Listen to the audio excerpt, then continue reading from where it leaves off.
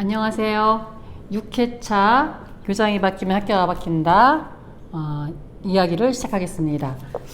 오늘은 지난주에 이어서 마을과 함께 아이를 길러야 되는 이유, 지역사회 학교로서의 학교의 역할에 대해서 말씀을 드리고, 그리고 사례를 소개시켜 드리겠습니다.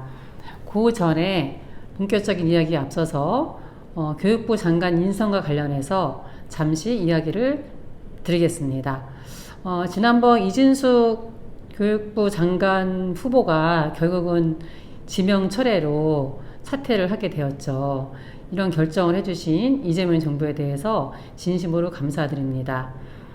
평생을 교육자로서 살아온 저로서는 교육 문제가 그 무엇보다 더 많이 관심이 가는 영역이고, 앞으로도 심각하게 이 교육 문제를 해결하지 않는 이상 우리 사회는 굉장히 많은 어려움에 지금처럼 처할 것이라고 생각합니다.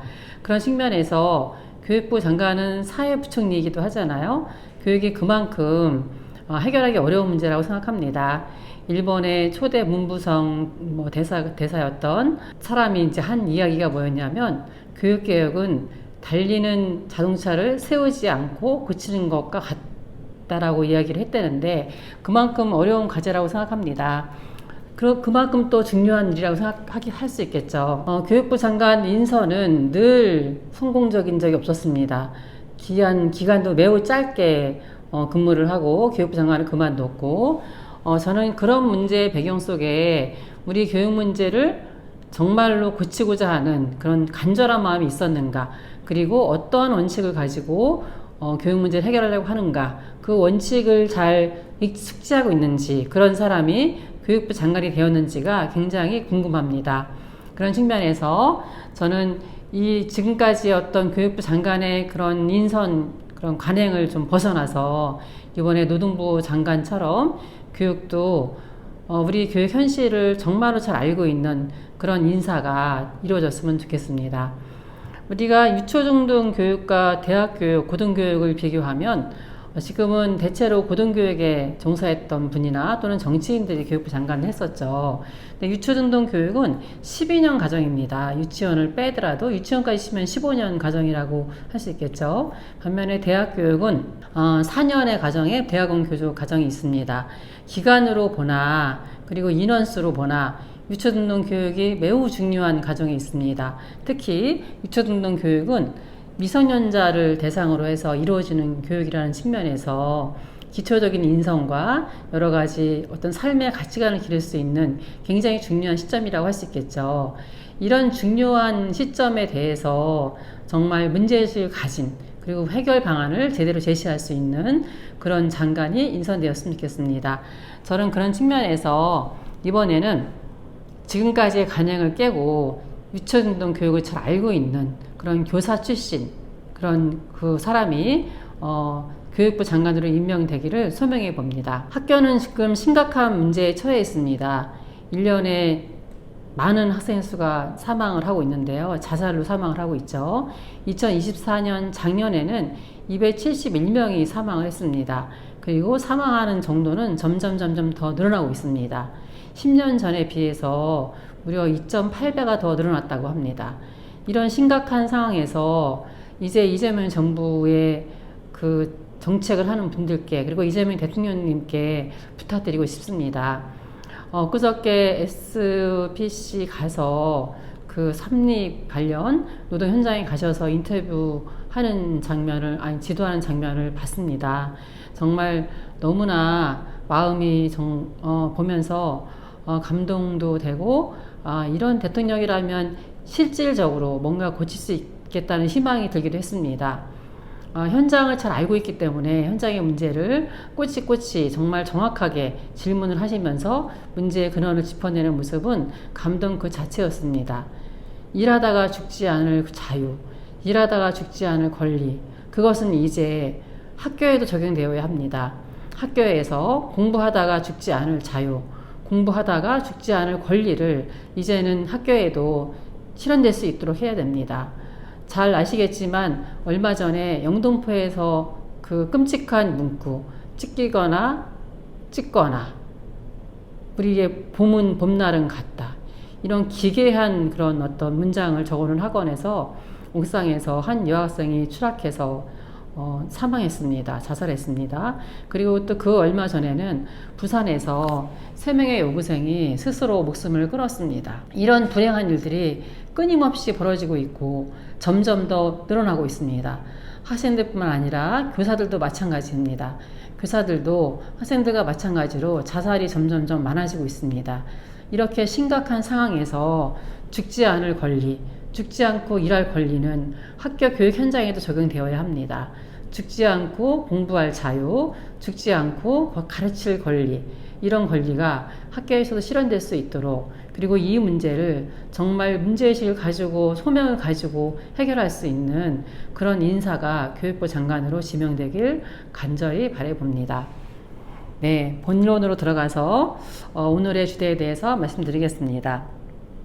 오늘은 한 아이를 기르기 위해서는 온 마을이 필요하다라는 유명한 인디언 격언처럼 왜 마을이 함께 아이를 길러야 되는가, 함께 해야 되는가를 말씀드리겠습니다. 이 책에 보면은 147쪽과 150쪽에 나와 있는 내용입니다. 저는 교사가 지역사회를 잘 알아야 된다고 생각합니다. 그래서 지금처럼 4년 주기로 계속해서 지역을 옮겨 다니고 또 지역에 살지 않고 약간은 좀 뜨내기처럼 왔다가 갔다가 하는 그런 임용 제도에 대해서도 이제는 심각하게 고민할 때가 되었다고 생각합니다. 이런 임용 제도가 만들어진 그 뿌리가 일제시대 때 지역사회에 뿌리를 두고 있는 교사라고 하면 지역의 그 당시에 여러 주민들을 교사가 중심이 되어서, 학교가 중심이 되어서 독립정신을 고취하고 민족의식을 고취할까봐 그것을 방지하고자 교사를 돌리기 시작했다고 합니다. 시작점이 이런 만큼 굉장히 무슨 합리적인 근거라든가 그런 것이 있기 시작된 게 아니고 오히려 올바른 교육을 방해하는 취지에서 시작된 제도이기도 한 것이죠. 물론 장점이 있다고 생각합니다. 그 장점은 그대로 유지하되 지역사회에 뿌리 내리고 더더욱 더 잘 할 수 있는 그런 방안이 모색되어야 된다고 생각합니다.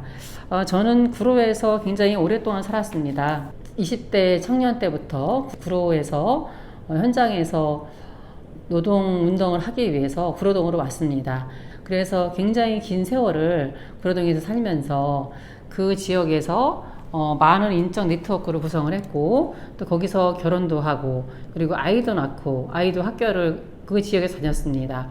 그래서 그 지역에서 교사 생활을 할 때 그런 인적 네트워크가 굉장히 많이 도움이 되었습니다. 제가 근무했던 그 오려중학교는 좀 어려운 학생들이 많은 학교거든요. 그래서 저는 교장이 되고 나서 장학금이 절실히 필요하다고 생각했습니다. 그래서 이 장학금을 유치하기 위해서 노력을 했는데요. 제가 그 당시에 20대 중반에 노동 현장에 있다가 나와서 밖에서 이제 활동을 시작했을 때 그때 한복도서에서 같이 그 지역에서 외곽에서 활동을 했는데요.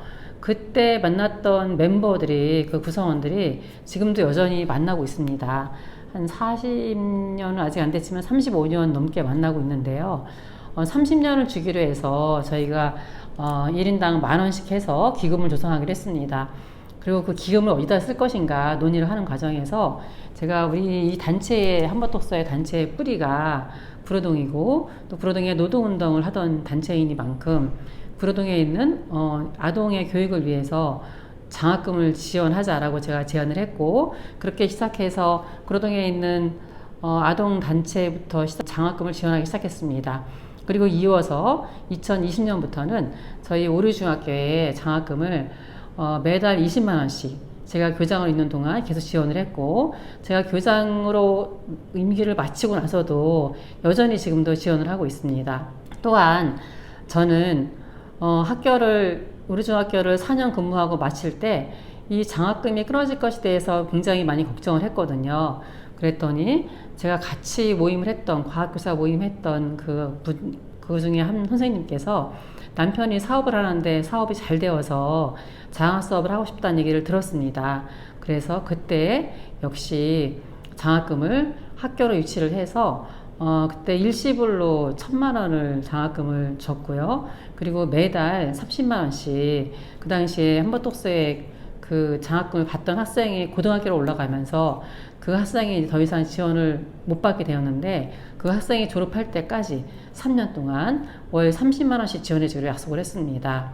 또한 제가 교장으로 있는 동안에 한버독서회 뿐만 아니라 저랑 대학교 때 가까이 지냈던 친한 동기한테 사업을 하고 있는 동기죠. 이 동기가 친구가 역시 장학금을 매달 20만 원씩 지원해줬습니다. 제가 있는 3년 동안 내내 장학금을 지원해줘서 제가 있는 동안에는 매달 아까 한버독서에 20만 원, 이 친구 20만 원에서 40만 원씩 매달 장학금이 들어왔고요. 이 40만 원의 장학금은 학생들을 선정해서 매달 10만 원씩 생활비로 지원을 했습니다. 그리고 아까 말씀드린 대로 마지막으로 학교를 뜨면서도 저희 안타까운 이런 심정을 공감해준 그런 동료 교사의 덕분에 또다시 장학금을 이어서 지원할 수 있었습니다. 저는 이런 것들이 지역에서 활동했던 그런 오랜 세월이 기반이 되었다고 생각합니다. 더불어서 제가 했던 그 다른 사례들도 많이 있는데요. 그 사례들은 공간을 바꿨던 사례들, 그 사례들은 다음번에 더 자세하게 말씀드리겠습니다. 오늘은 왜 교사가 지역을 잘 알아야 하고 지역에 뿌리를 내려야 하는가, 그리고 그 지역에서 함께 학생들을 기를 때 어떤 효과가 있는지, 어떤 장점이 있는지에 대해서 말씀드렸는데요.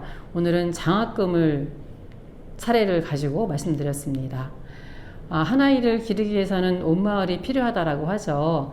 그것이 정말로 필요하다는 것을 저는 교사를 할 때도 그리고 교장을 할 때도 절실하게 느끼고 있습니다. 그만큼 학교는 지역과 밀접한 관련이 있고 지역사회가 함께 아이를 기를 때 아이는 제대로 잘 성장할 수 있다고 생각합니다. 다음번에는 오류중학교가 지역사회의 그 안전한 통학로, 학교뿐만 아니라 지역사회에도 안전한 길이 된 거죠. 그 길과 그리고 학교 뒤에 이어져 있는 공터를 지역사회가 함께 사용하는 야외 학습장으로, 그리고 야외 학습장을 사용하지 않는 시간에는 지역의 소공원으로 활용할 수 있도록 지자체와 함께 만들었던 사례를 소개시켜 드리겠습니다. 날씨가 엄청 덥습니다. 건강 잘 유의하시고 시원한 여름 나실 수 있도록 피서 잘 하시기를 바랍니다. 감사합니다.